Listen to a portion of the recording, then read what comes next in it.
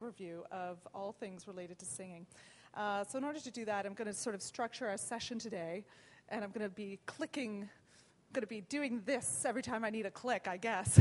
So I'm going to structure our session today into two topics. So voice mechanics, in other words, how we sing, what we do when we sing, what the body does, and vocal hygiene. So in other words, what we should and should not do in order to keep our body functioning in the best possible way. So please feel free to ask any questions as we go along. Let's begin by speaking about breathing. Aha, there we go, the breath.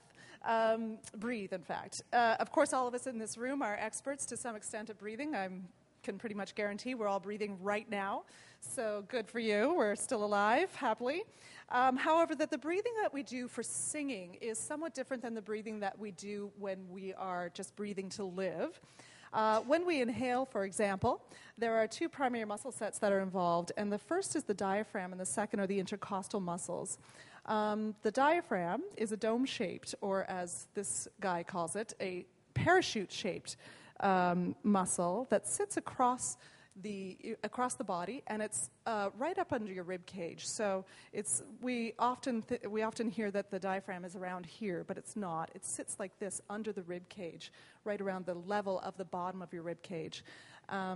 And it's an involuntary muscle, so it's like the heart. You can't see it from the outside, you can't feel it from the outside, and unless you really get in there, but that's going to hurt, so don't do that. And you can't control it, so you can't think to yourself, okay, diaphragm, move, just like you do with your finger. And there's good reason for that. The diaphragm is essential for us to breathe. If your diaphragm does not work, you cannot breathe. So like the heart, if we had control of that diaphragm, we would one day forget to tell it to move and we would die. So again, it's an involuntary muscle. What happens when we inhale with the diaphragm is that when the brain says to the body, okay, we're going to take a breath, the diaphragm goes from this position to this position. And I think I may have... Oh, yeah, there we go. So if you look on the right-hand side, that's the resting position of the diaphragm. It's up under the ribs like that. When you inhale, see how it moves down into that sort of this kind of shape as you inhale. So what we do when we inhale then is this sort of, everybody put your hands right under your rib cage there. And if I had two hands free for now. So this is the motion. We take an inhalation, and the diaphragm does that. As the breath leaves the body, the diaphragm moves back up into its resting position. So that's the motion that the diaphragm has. At the same time as the diaphragm is moving down, the intercostal muscles, which are the muscles that are between each one of the ribs, the intercostal muscles are also contracting so that the rib cage expands. So the intercostal muscles are between, like I said, each rib. They go like this when they contract. And they pull the bottom rib up to the top rib, or each of the bottom ribs up to the top, each of their top ribs. So they go like this. So the rib cage then goes, opens like this. So everybody put one hand on your rib cage right at the bottom there, and take a breath in, and you should feel some expansion there. You should feel your hand get a little bigger, right? Yeah. So at the same time as the diaphragm is moving, the intercostal muscles are moving as well. So ideally what should happen as well, and maybe we should be clicking, I'm not sure. Oh, yes, we should be. There we go. There are the intercostal muscles. Great. And one more click, I think. There we go. So we have them all together now. Ideally what should be happening in order for the diaphragm to move to its maximum position, in order for us to get air into the body, the most air into the body to use for singing, the abdominal muscles should be releasing. So the abdominal muscles are this sheath they sit like this, and they also sit like this across the body. Up and down are the ones we're looking at mostly. When you inhale, those muscles release, the diaphragm moves down, and we get just a little bit of a outward motion just below, right around the belly button, in fact. So as you inhale, we should get a little outward motion that way as you're inhaling. The diaphragm can move as much as 10 centimeters. That's like 6 or 7, 4 inches. 4 inches. So it can move as much as 10 centimeters down. When you're all sitting here just like this, it's only moving 2 or 3 centimeters. It's not a huge amount of movement as you're passively breathing. But as soon as we start to exercise or that kind of thing, it can move as much as 10 centimeters. So when we're breathing for singing, we want to have the kind of breath that we're conscious of that gives you just the air into the body that we need in order to move the breath quickly back out of the body. When the diaphragm moves down, I should also mention, it creates a vacuum, which is then what brings the air into the body, right? So we get this, we get more space, the pressure is relieved, we get the air coming into the body. So, what happens when we have enough air in the body that we are ready to release the air? The air then travels back up through the trachea, which is the windpipe, and comes to the vocal folds that are sitting on top of the trachea. So some people call them vocal cords, and the sort of latest science people call them vocal folds, but the air then comes up through the vocal folds. So if we all feel where, if you are a man, you will have an Adam's apple there, and if you are not, it's where the Adam's apple would be, were you a man. So just feel right there, that's your larynx, and that's the top of your trachea, the top of your windpipe. And behind that larynx, so that's all cartilage that you can feel on the outside there. It's just protecting your vocal folds. And behind that, the vocal folds are sitting across the trachea. So the air is coming up through the vocal folds. Yep. Oh. And if you inhale silently, then the vocal folds are open when the air goes into the body. So you have an inhalation.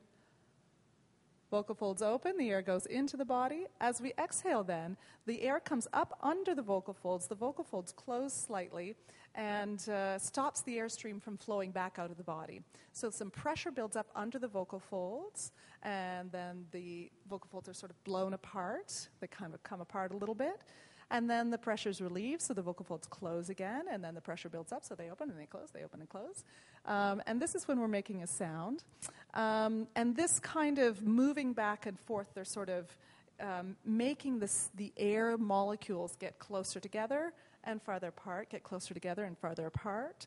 And that's called compression and rarefaction. And this is air, and that compression and rarefaction are the vocal folds, the molecules of the air that are doing this. That's called a sound wave. And we've all heard the sound wave before. And what the sound wave is what our ear or our brain distinguishes as a sound. So when the air comes into our ear like this, as it is right now, into all of your ears, comes in like this, we hear that, we distinguish that as a sound. Our brain says, oh, that's a sound. So when the vocal folds compress or rarefact 440 times in a second, we get the resulting sound wave sounds like, there it is, the resulting sound wave sounds like the pitch A. So A440, we've all heard A440 before. I don't have a keyboard here, but no. The A above middle C, which is the A that orchestra's tuned to, is called A440. And it is, the reason it's called 440 is because we have 440 of those little cycles happening every second. And the way that the vocal folds make 440 cycles happen every second is they move 440 times per second for that A, the A above middle C. Anybody perfect pitch? Anybody give me an A? Or anything? No? Perfect pitch? Anyone? No? Maybe, yeah. Sure, let's go with that. So, sounds about right.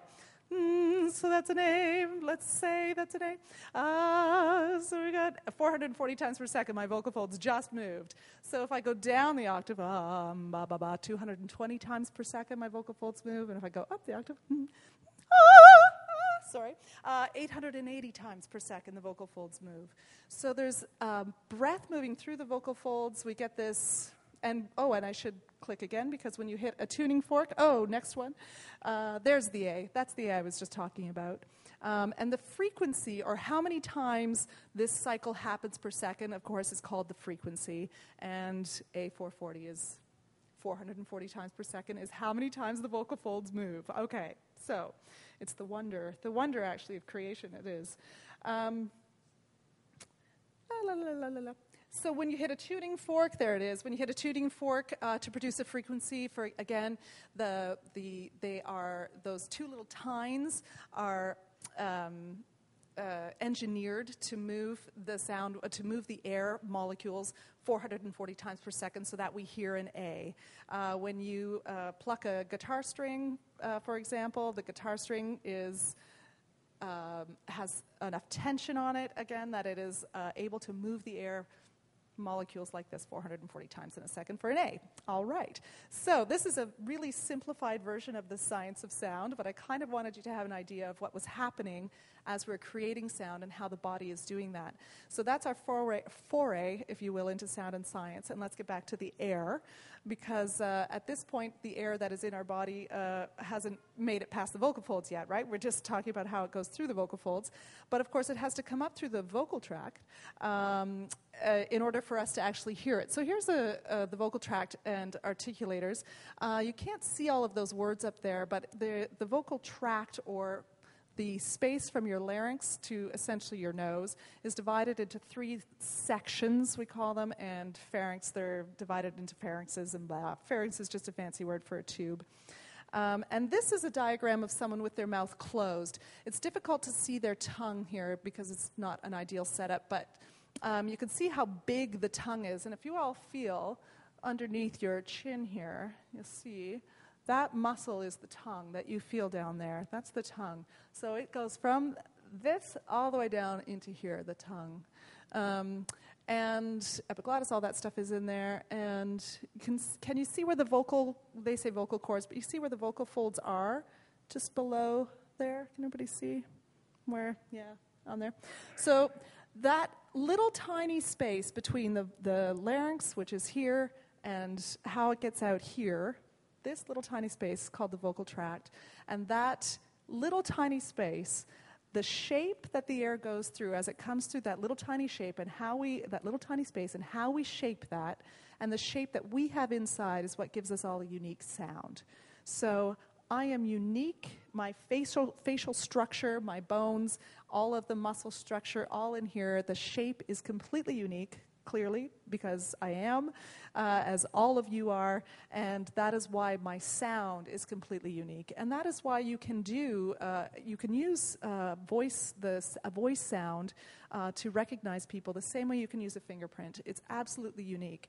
So the reason why we hear different colors and different kinds of sounds from different people is partially because we have completely unique insides, and what's happening to that sound wave as it comes out of our body, what the shape of that sound wave is, indicates what kind of sound we're going to have on the way out.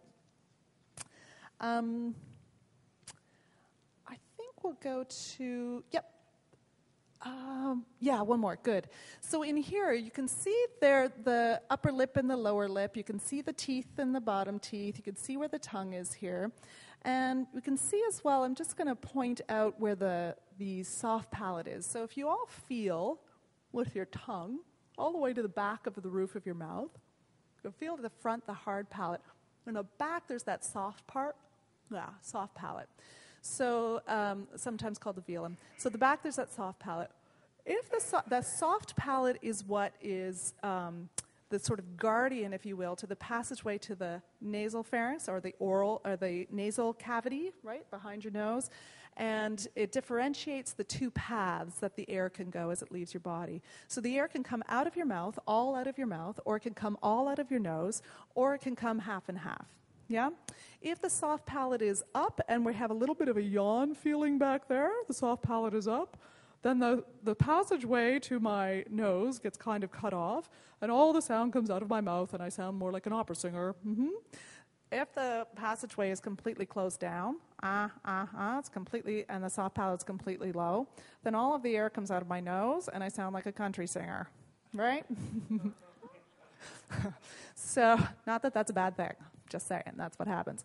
So there's various levels that soft palate can go, and that that will indicate your level of nasality, essentially. So if you're feeling like your sound has a little bit too much nasality in it, or it sounds too nasal, if you feel like you're going to yawn a little bit or have a little bit more, little stretch to the back there. As soon as I say yawn, everybody does it, so that's good. And if you kind of keep that space, that yawn space at the back there as you're singing, you're likely going to have a little less nasal. We'll get to that a little later, I think. So the articulators are the things that shape the sound so that we get vowels and consonants. And the articulators are your teeth, your tongue, your lips, all that sort of thing. And I'll just run through a couple of consonants, with you so you get an idea of what we're talking about here. So if everybody does a t, t, t sound, yeah? T. Feel where your tongue hits the roof of your mouth for the t, t, t, right? And the air is coming up through your vocal tract, and it stops at your tongue, t. And then your tongue lets it go really fast, so we get that little plosive sound. And if you add if everybody places their finger on their vocal fold, on their larynx, and then does a d, d, d, d, d, d sound, you can feel that vibration there. Now do d, t, d, t, d, t. Right, so you feel the vibration on the d, and no vibration on the t, right? So but you're making them exactly the same way, correct? D, t, you're making them exactly the same way. The tongue is hitting the roof of the mouth, stopping the air for a minute, and then letting it come out. So, d, t. Yeah, it might go. Oh, your larynx does? Oh, okay. D, t. It might, yeah, it could. That isn't necessarily true across the board, but it certainly could. Yeah, it certainly could. Yeah, but what I'm just looking to point out is that those are both consonants that are made exactly the same way. The only difference is that the vocal folds are vibrating for one of them, and the vocal folds aren't vibrating for the other one. And there are lots of paired consonants like that. B, p, b, p, same thing. G, k, j, sh, z, s, all of those. In fact, let's do z, s together. So one hand on the larynx. Z, s, z, s, z, right? So you're letting the tongue have a little tiny space for the air to come through. You're not stopping the air, right? It's coming through, so you're making a little noise for the tongue to have a little tiny space. S, and one of them you're adding sound. In other words, in one of them the vocal folds are moving. Make sense? Good. That's just kind of fun stuff, but something to be aware of. That's how the sound gets out of your body. So one of the things then we're talking about the body. As singers, the body is the instrument, right? So that's how the sound gets out of the body, and we talked about how the breath gets into the body. And I just want to address as well the importance of alignment, because your instrument is your body. So that might have been a click there, I think. There we are. So there's some alignment things there. So we've all likely have a predilection to do one of these things with our bodies. If we're doing this first one, the sway back, there's just a little extra tension that comes into the body, and guitar players do this pretty regularly, actually. This one, you got your guitar. So there's a little extra tension in the body this way, and you're down into the body this way, instead of being up out of the body a little this way so that you've got lots of space, remembering that we want that diaphragm to descend as much as possible so that we get the breath that we need to feed the sound. So if we've got this, it's just a little bit more difficult, and you're kind of caught in the hips and in the lower body in order to get, and you're not going to get the sound as efficiently as you could, or the breath, as efficiently as you could. The second one there, that one's really obvious, right? Your legs are completely locked, and the back is really in a tough place. Most people aren't doing that when they're leading worship, because most people are moving around a little bit while they're leading worship, so there's some release happening. This one, the thoracic kyphosis, is pretty common. Lots of us doing this as we're standing in front of people, especially if we don't have an instrument, or if we have an instrument like a piano in front of us. Lots of us doing that. So keeping ourselves this way. And again, the reason that this is harmful or not as efficient for your instrument, not as good for your instrument while your singing instrument, is that you can see how you're crushing your body this way, and there's no. It's much more difficult to get your breath into your body that when you're this way. Plus, there's a little bit of tension that comes into the sound this way, that can come into your body when you're doing this. So as soon as the head and neck come forward this way, we get shut off some of the space that we were talking about earlier back here, but also all of the things that are all of the muscles that are in the neck that are there to keep the larynx nice and supple and supported and sustaining get strained. So we get, even if I keep talking, you can hear that I have to work really hard in order to get my sound to have the same freedom that it had before. This is this kind of pressure that this puts on the folds. So if I'm talking this way, all of a sudden I'm able to create a free sound much more easily than if I've got this happening here. The other one is too far forward, so with the head too far forward. And again, this can happen with keys especially, but it can also happen with guitar. Boy, I see a lot of guitar players looking down at their pedals, right? I'm going to do something cool with my sound, but you're this way the whole time. So there's too much pressure this way and too much pressure on the muscles that are keeping your vocal folds suspended in your neck. And then the good posture there. So that's the one we want. Drums, we see a lot of, not a lot of drummers sing, actually, but those who do, often we'll see them, I will have noticed drummers sitting really well, but then going like this to the mic, right? So if they got their mic up here or something like that, so they're sitting well, but then they're losing all of that really good alignment that they had, and their instrument was in such a nice position until they went for the mic.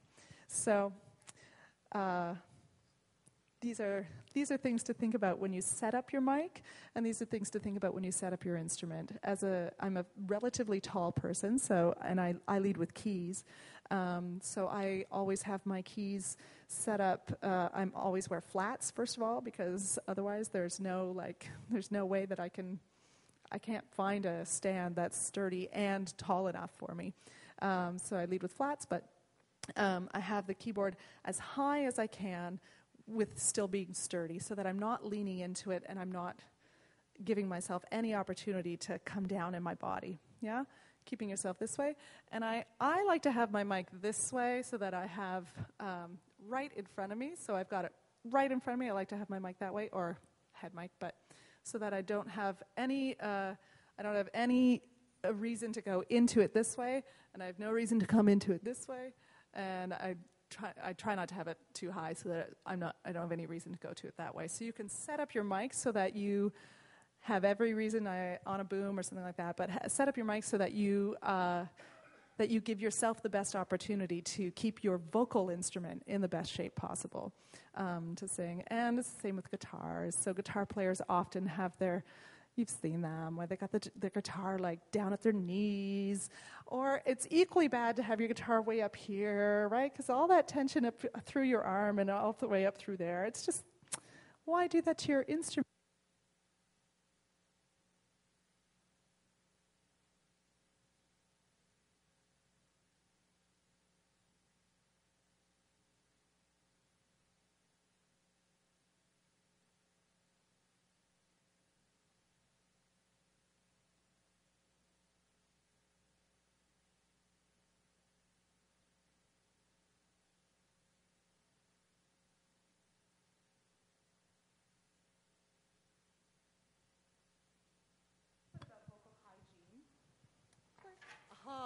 Thank you. Yeah, thanks. So vocal hygiene. I think we should have another click.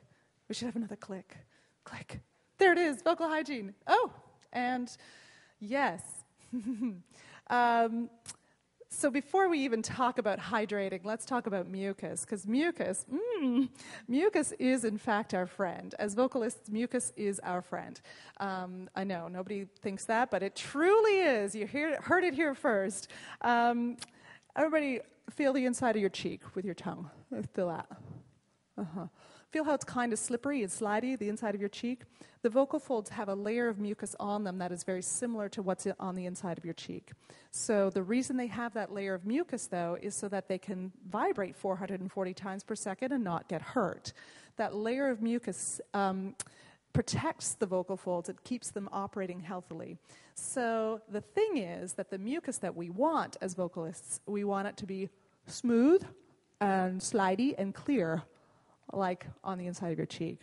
As soon as that mucus starts to get thick and goopy, that's when we have problems. So, yeah, we want the mucus to stay clear and slippery, and we do not want it to be thick and sticky. So the best way to do this is to hydrate, which is what's up here. I just can't emphasize enough how important hydration is to the instrument. Of course, it's important to your body, but it's so important to your vocal folds. A couple of things that you should know about that. First of all, the folds are the last muscles in the body, or one of the last muscles in the body to be hydrated when you're thirsty. So this is because the brain sort of sends the hydration to the major muscles first, right? So, and this is beautiful. It should be that way. Your heart should get hydration first. So should the brain, right? We don't need the vocal folds to live. We need the brain, we need the heart, we need the liver. We need those things to live. So when you're thirsty, when you pull out the water, exactly. When you're thirsty and you feel that thirst, you feel like, I've got to have some water, likely the vocal folds are not going to get that hydration for about 3 hours. So the water that you're drinking now, if you're thirsty, is likely not going to get to your actual vocal folds for 3 hours. So if you have a lesson, if you have a performance, if you're leading worship, blah, blah, blah, if you're leading worship at noon, you should likely be up and drinking by 9, drinking water, just to keep yourself hydrated, to keep the vocal folds hydrated.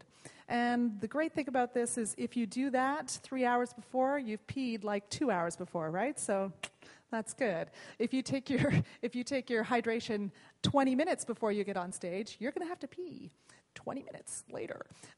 So, yeah. When you feel thirsty, the mucus on your folds is likely getting sticky. You're likely at the sticky spot with the mucus on your folds. You're likely starting to get that feeling that you want to clear your throat in there. So the second thing is, I already said this, 3 hours. And the other thing to consider in terms of hydration is that nothing but nothing works like water does. And you guys likely all know this anyway, but nothing works like water does.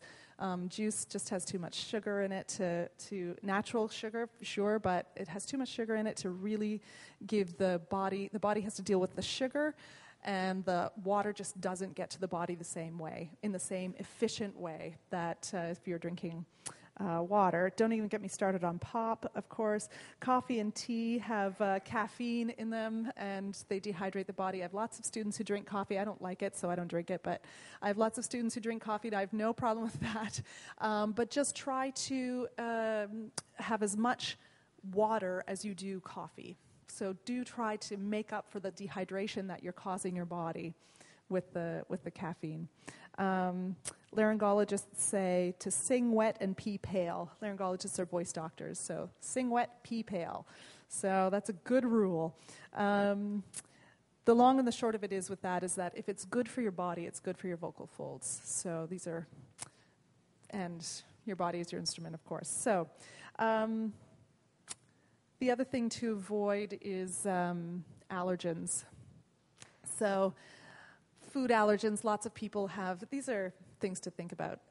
Not necessarily, these aren't rules, but these are definitely things to think about. So if you find that you're clearing your throat regularly, that you regularly feel like I have to get this phlegm off my folds before I can lead worship, you need to perhaps consider the fact that you may be reacting to something that you're eating. So it's possible. The main things that people react to are, shellfish, wheat, gluten, soy, dairy, peanuts, seafood, blah, blah, blah. All those things that we all know about. Sugar, some people get sugar. So a lot of people actually react to citrus. So some people, if you have like that big glass of orange juice in the morning, and then for like 20 minutes afterwards, you're like, is the body creating extra mucus in order to get rid of the things that it can't quite deal with well. So we get this little extra mucus. We want to get that mucus out of the body. So if you have that, think about it. And the other thing to do is click to avoid coughing and throat clearing. So what happens when we cough and when we clear our throat, especially when we do it, Rachel's looking at me like, I'm sorry. When we clear our throat really forcefully, when we do the really forcefully, the vocal folds are being smashed together. So what happens is we get a little bit of phlegm coming up the trachea, and the vocal folds are at the top of the trachea. The vocal folds smash together to try to get that phlegm out of the body so that we can expel it, so we can get it all the way out of the body. And that is totally normal and should happen. However, if you are doing that consistently, you're smashing those vocal folds together. The more you smash the vocal folds together, the more swollen they become, and the less efficient they can be. So if the vocal folds are really swollen, if you imagine two balloons trying to come together, or two balloons, let's say. Imagine two balloons trying to come together. That's when we start to get the laryngitis or the hoarseness in the sound, right? The vocal folds cannot come together and make a good seal. So they can't do this 440 times per second. So sometimes we lose some top notes when they're swollen. Sometimes we lose some bottom notes, but most often we lose the top notes. They just can't move well enough. And then we get a little bit of in the sound. Yeah, we get a little bit of hoarseness in the sound because there's air escaping because the vocal folds can't quite close properly. So this is what happens when the vocal folds are swollen, and that swelling develops from overuse, of course. We've all had that experience from screaming, all that kind of thing, but it also comes through from coughing and from clearing your throat. So some things to try to do if you have lots of clearing throat issues is to really clear with an H. You can do a really strong can hear, ouch, sorry. But a really strong H will, again, the vocal folds are moving, but they're not smashing together.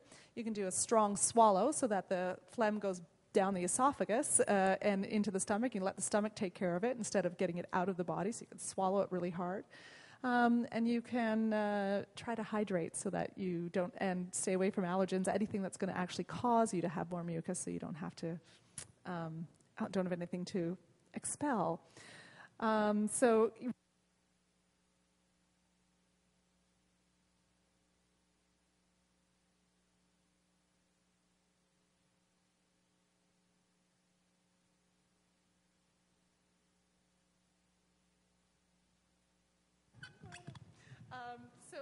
Thank you. So remembering that mucus is not the enemy, right?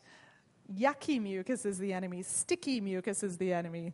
Clear, thin, slippery mucus is not the enemy. That's the mucus we want. So we want that mucus in the body. That's the kind of mucus we want. The next thing to remember is to speak well. So there it is, speak well.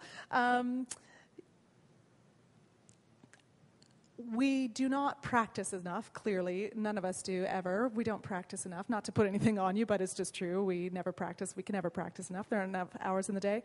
So as you're speaking, you are practicing singing.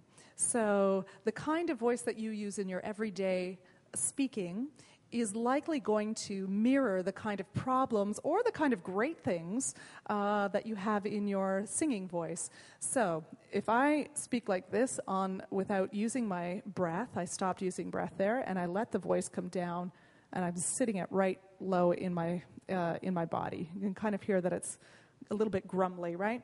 And I'm kind of pushing it down a little bit. I'm doing that with my voice. This is my normal speaking voice. I just took a breath and I let the sound be buoyant and on my breath. So I let the breath do the sound, and I didn't do anything to push it down this way. So the feeling is that I could go to singing at any moment. I could go directly to singing, tra-la-la-la-la, because I've got the right kind of breath movement, and I'm not forcing anything this way. So the more low forcing tension you have in your speaking voice, likely the more you're going to be fighting in your singing voice. And we want to always go toward efficient, healthy singing as opposed to tense, non-efficient singing, just because we want to avoid getting sick or having things happen. And speaking of that, be moderate. So be moderate. There it is. The vocal folds are muscles. So like every other muscle in the body, they are not designed for unlimited hours of use. If you are doing, 4-hour prayer walks, that's fine. Go for it and do it, but take some time off and pray silently. Don't do 4 hours of singing, because it's really hard on your vocal folds. Don't use your voice in loud atmospheres like planes, bars, and noisy restaurants, of course. Planes are particularly bad, buses, all that kind of thing. There's a lot of ambient noise, so we don't actually realize how loudly we're speaking in those places. Sometimes you get to the end of an evening at a restaurant or something like that, and you feel like, I feel like I've been yelling, and in fact you likely have been yelling to be heard over the other patrons at the restaurant or the music in the background and all that sort of thing. So watch what you're doing in terms of speaking.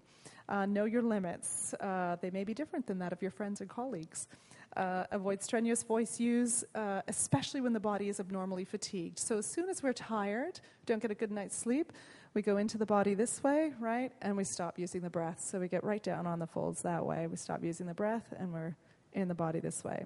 So first of all, the body can hardly get a breath to begin with, because we're not open for it, and then we can't use the breath very well anyway. So when you do get sick, there are some things to remember. Just stay hydrated, rest, don't sing. There they are. Stay hydrated, rest, stay quiet if you can. Avoid antihistamines. I'll go back to don't sing or stay quiet. Whispering is just as bad as speaking when you're tired. The whispering, your vocal folds have to come together anyway. So they're coming together anyway. You're just letting a lot more air come through them, but they're still coming together. So just be silent. You can do it. Avoid antihistamines. The antihistamines have a drying effect, so I know many professional singers who have allergies, but who would rather sing through their allergies than sing through the dryness that comes from having the antihistamines. So totally up to you. You can make the choice, but a lot of people choose to sing through allergies than to dry themselves out. Cough suppressants can be drying as well. Aspirin and ibuprofen, these are anticoagulating, and so they increase the blood going through your vocal folds, through your body. But the vocal folds have that layer of mucus. They have a little bit of skin, and then they have mostly muscle, and they have tissue and muscle. And the tissue has tons of blood vessels that are really close to the surface. If you are taking aspirin or ibuprofen, the blood vessels are more likely to burst. So if you're singing, you're more likely to have a hemorrhage on your vocal fold, which is basically like a big bruise. But again, what happens when those vocal folds get swollen is you get hoarse, and your sound gets, you can't sing well. So, if you're consistently hoarse, you can get to places you don't want to go. So that's not good. Hormones affect the vocal folds, and I'll just leave it at that, but they really do. The main thing to remember is don't sing when the folds are already swollen. So if you're getting hoarse already, or if you have pain at the larynx, stop singing, because you can, again, it's like exercising when,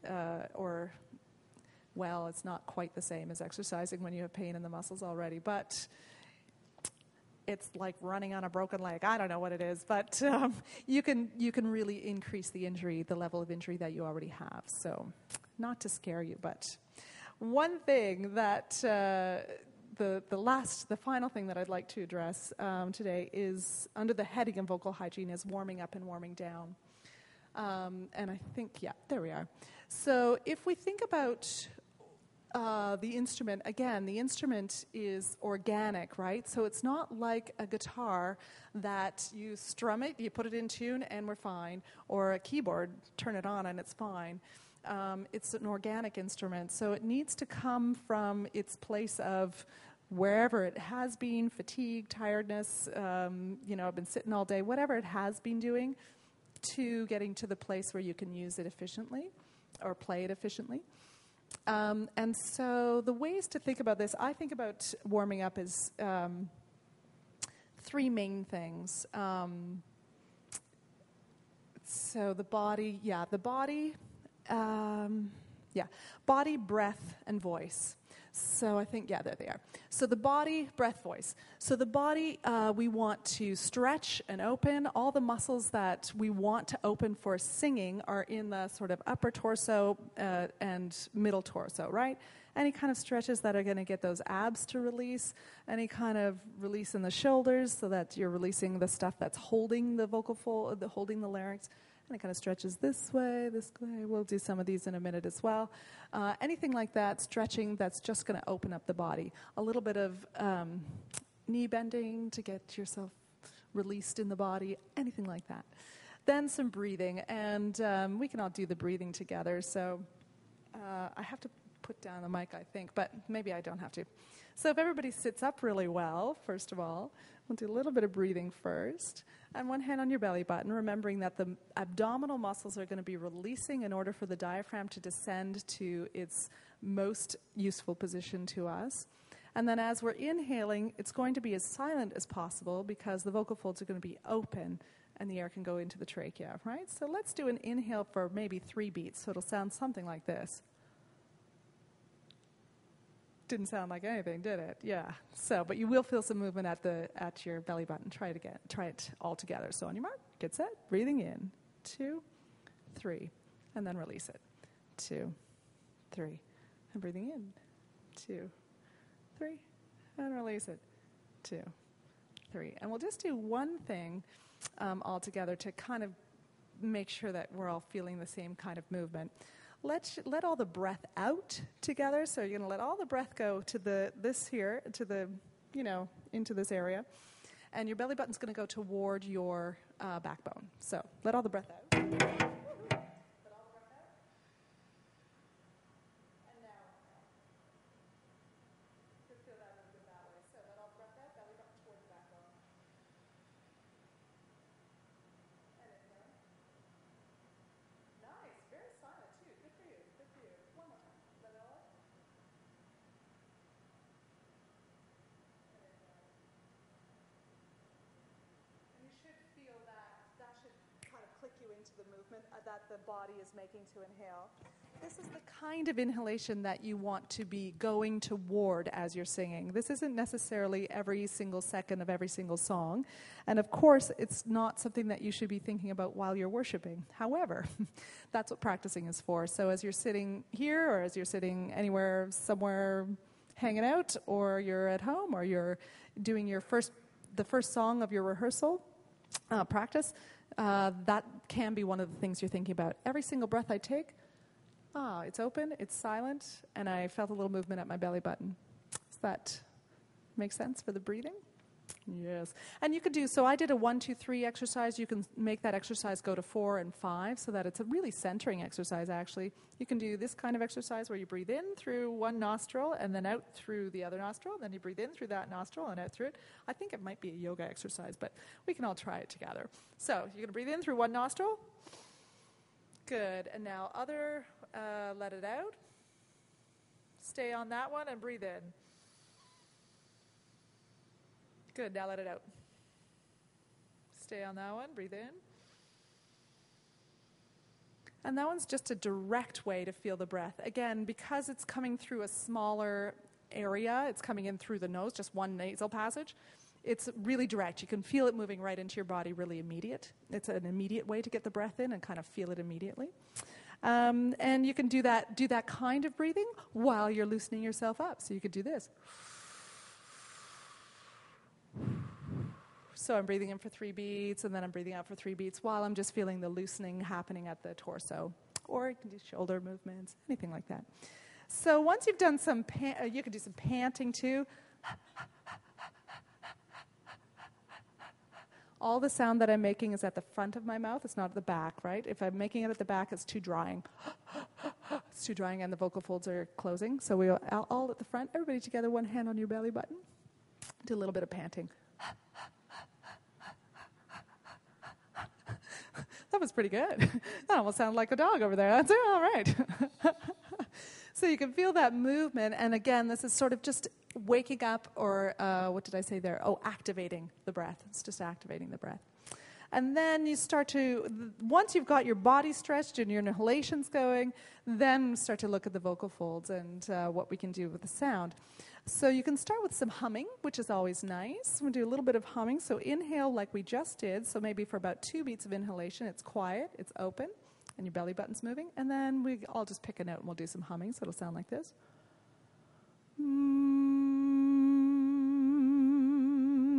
Yeah. And you're going to feel that, just take a breath and keep going. I'm going to talk. You're going to feel that you have a little bit of space between your molars. So there's space for the air to kind of float around inside there. And you're going to feel that because there's no space for the air to come out your mouth, it has to come out your nose. So you're going to feel some vibrations at your nose. You're going to feel, if you feel the bridge of your nose, you feel it vibrating. Feel the vibration up there? Yeah. And then you can move your tongue around as you're doing that. Just to get everything released and moving around in there. And that's initiating the vocal folds. And then we do stuff like sirens, which I love. And I'm going to come away from the mic for them, but...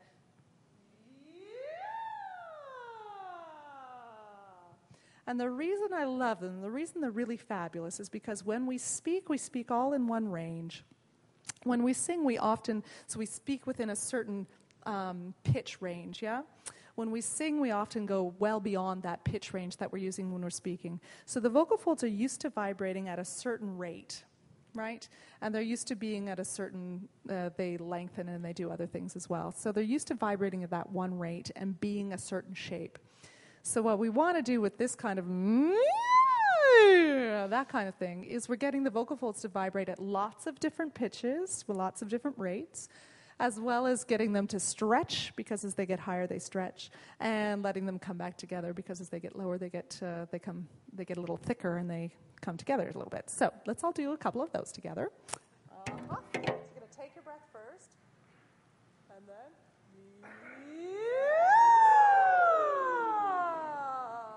good. And everybody doing an all sound at the top already.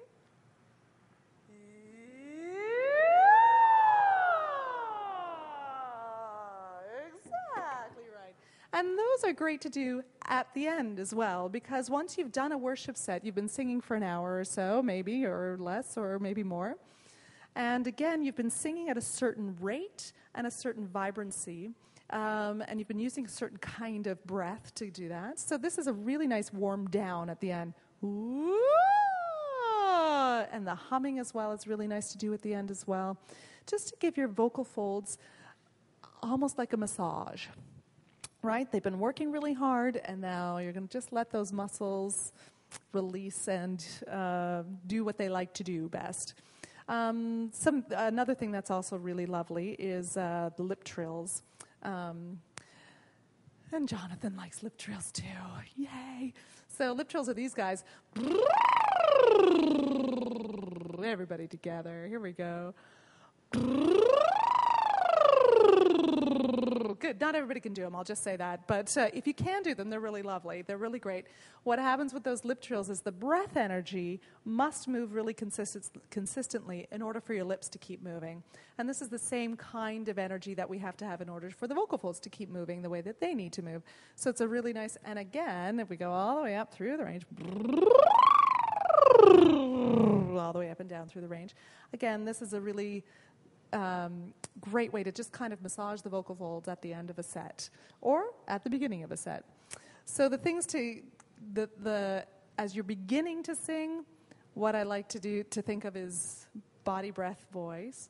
And at the end, mostly just voice. So I'm just doing like a clean up, if you will, or massage at the very end, just to get your voice back into released whatever, to erase any of the tension or anything that came in while you were singing. I'm sure none of you have that, but... and the other thing to think about is if you've had a particularly intense sort of victorious kind of set, he reigns, or something like that. If you've had that kind of set where you've been using a lot of chest voice or a lot of intense sound, then the humming is going to be particularly good to just kind of let your folds go back to normal and, say, okay, we're done now. That's good. You can relax. I have about 6 minutes. Do you have any questions? Yes.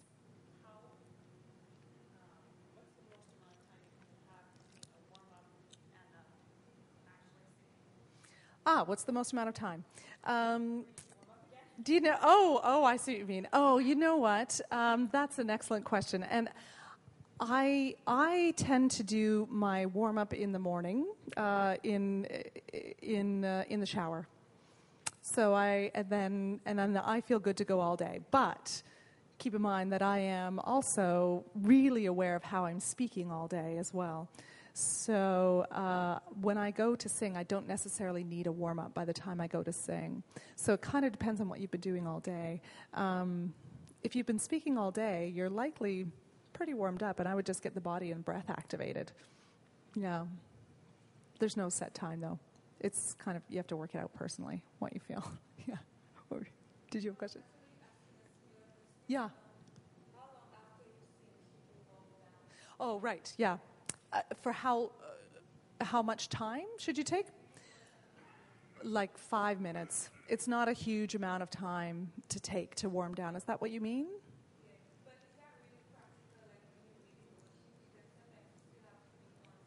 Oh, yeah. It's, you know what, though? It doesn't have to be I'm going into my corner and you can do a little bit of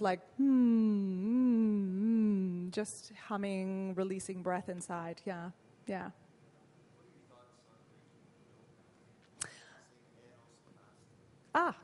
Two good questions. Milk and fasting. So milk, it all depends on how your body reacts to dairy products. Some people really react poorly to dairy products, right? They get really phlegmy. So it all depends on you. If you find that you're really phlegmy, then just don't do it. But some people, yeah. Or try lactate or something like that. Yeah, try that. And then fasting. So fasting is an interesting one. The same rules apply with fasting as they do when you're tired. You need to be aware that you're using and try to use your best technique when you're fasting. It's not that and you need to be hydrated. And it's the same when you're fasting, you're going to be hydrated anyway, right? Hopefully, because you're not fasting water, right? So yeah, just stay hydrated and then make sure that you're maintaining, because you get tired, your body gets tired. Although sometimes you get that little high, right? Then you have to be careful too. But same hygiene applies. Does that make sense? Yeah.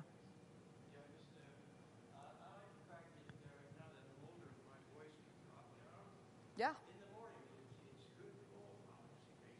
Yep.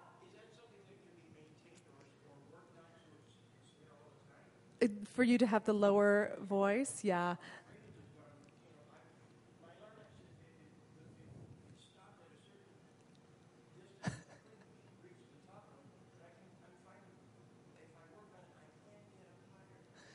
Okay. Keep the good range. Well, the vocal folds are moving less quickly when you're singing low, yeah? And as we get older, the muscles degenerate. Yeah, all the muscles do. And the vocal folds are muscles as well. So as we get older, those muscles, they can't move quite as quickly. They just can't. They do degenerate. And this is why you hear, and they get drier and drier, right? We get less and less hydration in the muscle. And this is why you can hear often when someone is older, you can hear the sort of creeping into the sound. The vocal folds can't quite close properly. They're a little too dry. The mucus is isn't quite slippery enough. And they don't move quite as quickly, so then we get the access to those lower, we can get access to those lower notes. So if you're still getting higher notes, though, great, fantastic. Just make sure that you're energizing your breath, not pushing. Yeah.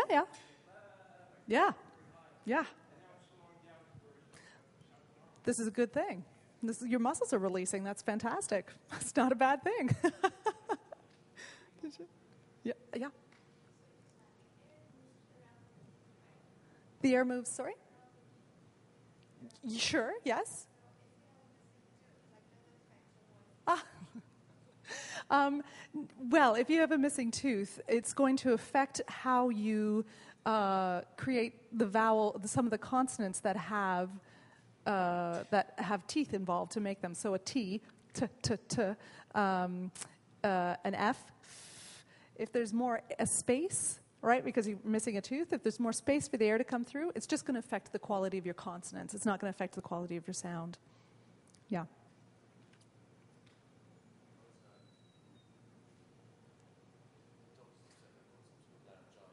Aha. And there isn't an opportunity for me to really rest my voice. And that's all they've said is rest your voice. Is there anything else? I mean, obviously, I do all that. Yeah. The doctors have said that he has some sort of laryngitis. What kind of doctor did you go to? Did you go to? Okay. Okay. Because I had a cough back in April, and it's just never clear. It was a tickle, and then doing a lot. Yeah.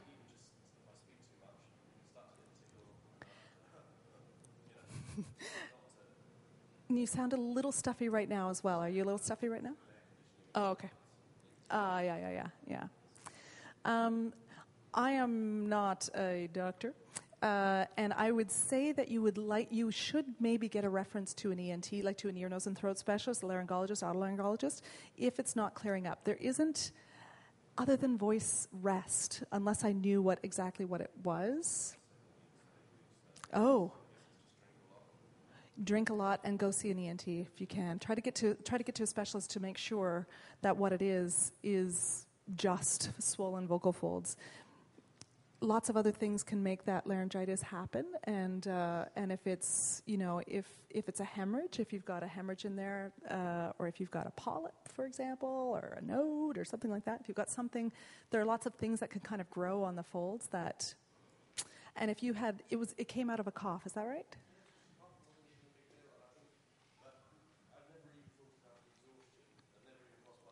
Yeah.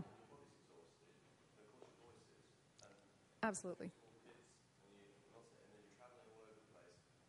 Yeah.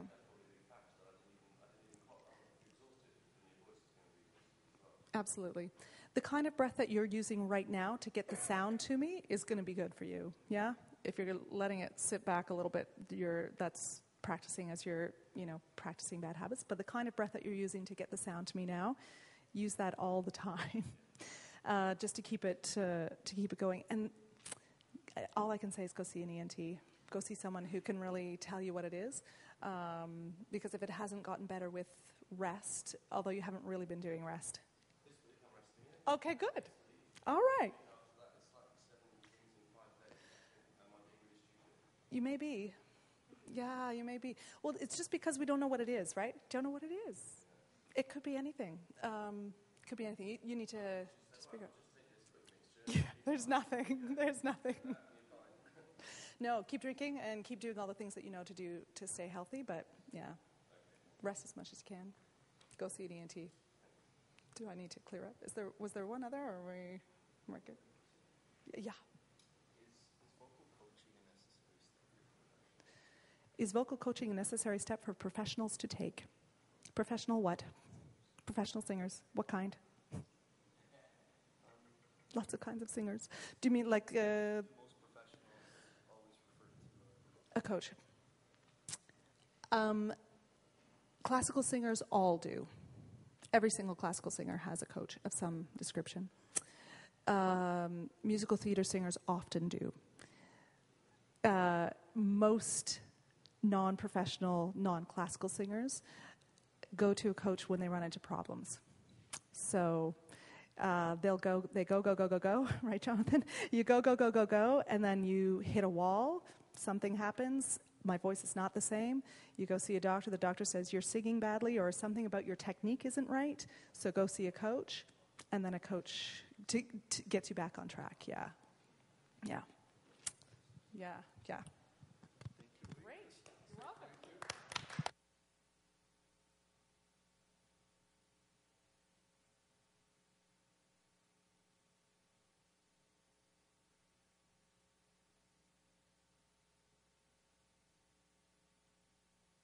Best basketball players have individual coaches. They have a coach, and they all have individual coaches. I've done on pro-level sports, and the guys that go the furthest have individual coaches. Yeah. My buddy Julie Meyer, Joe McFadder, all have individual coaches. So the answer is, it depends on where you want to go. Yeah. If you want to be the ceiling of your life, then don't get a coach. Don't have someone to... But Jonathan, who's here and who's senior worship leader here, this is the gal that meets with him on a regular basis to help him with his voice. And so I have two people in my life that I pull on for my own vocal whatevers. Now, you didn't advertise. Are you advertising yourself here? Have you done that yet? To say, hey, if you need someone and you're around this area, would you do that so that it's on record? Sure. Do you have time for more new people? If you don't, then that's fine. So if someone were in the area and said, you know what, once a month or once every bit of time. I'm about an hour. I'm about an hour north of here, east of here. Yeah, that's true. That's true. So yes, when I'm here teaching anyway at the school, which is that 3-month time, like right now, then absolutely send me an email. My email isn't on there, but you can find it from anybody, I'm sure. Send me an email, and yeah, no problem. We can set something up. Outside of that sort of time, like by the end of June, you got to come to me, and that's an hour away. But I'm happy to, do stuff, or go to Toronto because I teach in Toronto as well. So, awesome. Yeah. It just depends on how high a value things are, and if you use your voice and your voice is your main instrument. Driving an hour once every week or two, it's not that, whatever. It's a value. It's a value. So we are going to I'm going to have Jonathan come in just a second and explain the next class. And supposedly there's no break in between, but we're going to take a little break because everyone needs a little break. So we're going to take a 10-minute break in between. As soon as he's done, you got 10 minutes. I said we're going to take a 10-minute bathroom break. And his comment, being Jonathan, was, does everyone have to go to the bathroom? So the answer is no, you don't have to go to the bathroom. Because I don't need to. So that's good. Okay, so you can have a break, and then after the break, we're going to be talking about sound. I find this slightly ironic because Cedric Pierce is over there, and when I was a 14-year-old really badly playing a guitar and terribly singing, Cedric was doing sound for me. So if you learn anything this afternoon, I'll be well chuffed. So we're going to talk about sound. If you're not a musician, then still parts of this are going to apply to you if you help out with sound at all. If you're a sound person, this will be great. But for all you people that regularly do worship, this is going to be really helpful learning how to help a sound man, and we'll just run through a lot of different stuff. Yeah. One last thing is we're going to have some stuff on prophetic song. We're going to have some stuff on harp and bowl, that kind of thing, and singing together and those kinds of things. But here's the thing. If you sing wrong, sooner or later it catches up with you, and then you don't sing, or you don't sing well. So we want to just make sure that God gave us one human body. Might as well use it and use it right and know how it ticks and what's going on inside. So again, thank you for coming. Okay. Oh, she just put the email right up there. There you go. It's Chris D., your awesome brother. Love KT Cree. Yo. Smiley face. Okay. Or it's the one above that. One of the two. Bye. Go take a break.